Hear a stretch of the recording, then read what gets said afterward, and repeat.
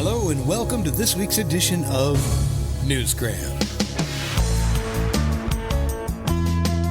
What happens when a man with an analytical mind takes a spiritual journey?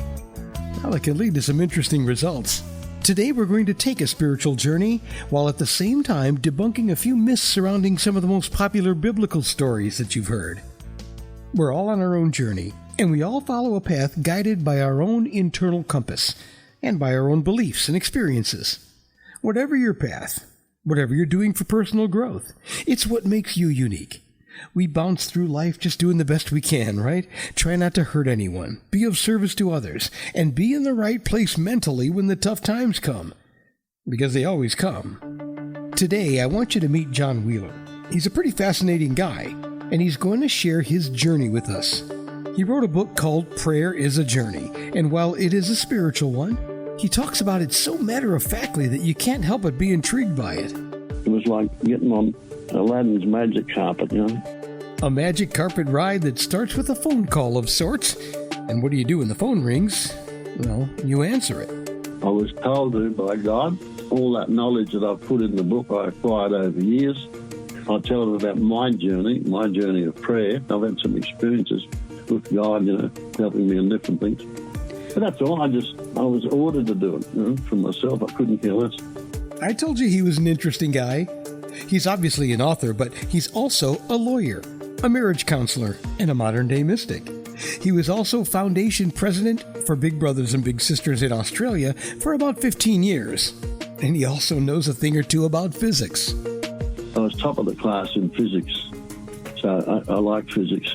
And when I saw this business about after the flood, God put a bow in the sky, and I thought to myself, that's nonsense.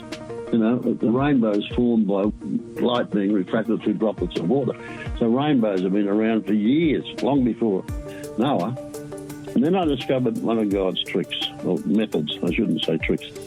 He will say things which are patently silly to get a message across. And there's one of them. So he's not against religion when he says these things didn't happen. He's just saying you need to think about them differently. They didn't happen the way you were told. But to know the difference, you need to pray. Anyone that understands physics knows that rainbows have been around long before Noah. Secondly, there never was a flood. The flood refers to the time in your life when your soul is cleansed, and then you live in the ark, or we live in the ark with all our family, and that's how we live a quiet life in the ark. The ark itself is supposed to be 450 feet long of timber. Well, timber loses its strength at 300 feet, so there's been people in America who built an ark, cost them millions of dollars. They went out to sea, got into a storm that fell to bits, and they all died. They're allegories. You have to spend a lot of time praying, and you have to have a lot of inspiration, a lot of gifts to understand the allegories. How did the ark get across the ocean? It had to get up the Amazon River, which is a very strong river, 3,000 miles long. It had to go up 3,000 miles. Not possible. How did Noah understand 2 million creatures? There's some suggestion there was 20 million creatures, but it doesn't matter, even 2. How would he know 2 million creatures to get? Not possible. So it's just not possible. If you use your common sense, you just see it's not possible.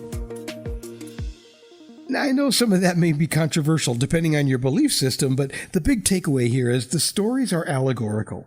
Don't dismiss them. Work to understand them so you can get the benefit from them.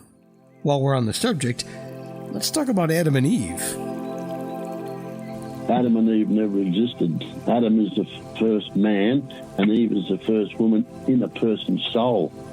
Because we are made in the likeness and image of God. We look like God, and don't look like a Martian. And we're made in his image. In other words, we have his spirit. So that's where we all start. And then we all find a way to sin, and we lose that. I wish you were sitting right here with me so I could see your reaction to that one. It's a bit abstract, but it does make total sense if you're able to think spiritually. If you understand that we're all spiritual beings and we are all eternal. To illustrate this point, John put a picture of a moon rock on the cover of his book. And the significance of that is that rock was discovered by NASA. They've been on the moon for 4.5 billion years. Have a look at the rock. Think about 4.5 billion years. and then think about 4.5 billion years, and then think about eternity, because that's where you're going to finish. You need to make decisions now, because eternity doesn't end. The 4.5 billion times 4.5 billion is nothing compared to eternity. That's what that's all about. It's a lot to think about, but he says that's really the key. Thinking and reflecting on your life, our purpose, and what we were put here to accomplish, which is to grow spiritually. The only way you get insight is you must pray to be given insight. I think it's Paul the Apostle and one of the famous Greek philosophers, I forget which, says the unreflected life is not worth living. Unless you lie down at night and run through your mind what you did that day or where you can correct yourself, reflect on your life's not worth living because you're not making any advances. That's my take on the whole subject. People need to pray and reflect on their life. How can I improve myself? What have I done wrong? What did I do wrong today? What mistakes I make, because we make mistakes all day, and then just correct them. That's all. The Greek philosopher he was talking about was Socrates, who is once said to have proclaimed, "The unexamined life is not worth living." Along his journey, John found that one of the problems with modern religion is that it just doesn't work anymore. So he says he was asked by God to help rebuild his church, but not literally, from a spiritual standpoint. It is God's will that you be holy. It's in the Bible, that exact statement's there. It's God's will that you be holy. To be holy, you just don't go and have a cup of coffee and say, today I'm going to be holy. You have to work at it. You have to pray, you have to study, you have to work in the environment.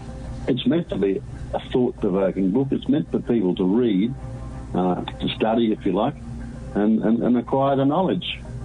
I've read many hundreds of books, so it's not just this book. But I'm just trying to give people the method of doing it, you know. And if God wants you to be holy, then why the hell would we not be holy? In his book, John says, "Become holy and you will have a life you wouldn't believe." And if you want to learn how to do that, have a look at his book, Prayer is a Journey by John Wheeler. If God wants you to be holy, then why the hell would we not be holy? Why the hell indeed.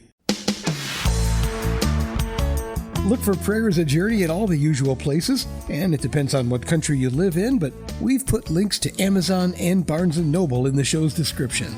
And that will do it for this edition of Newsgram from webtalkradio.com.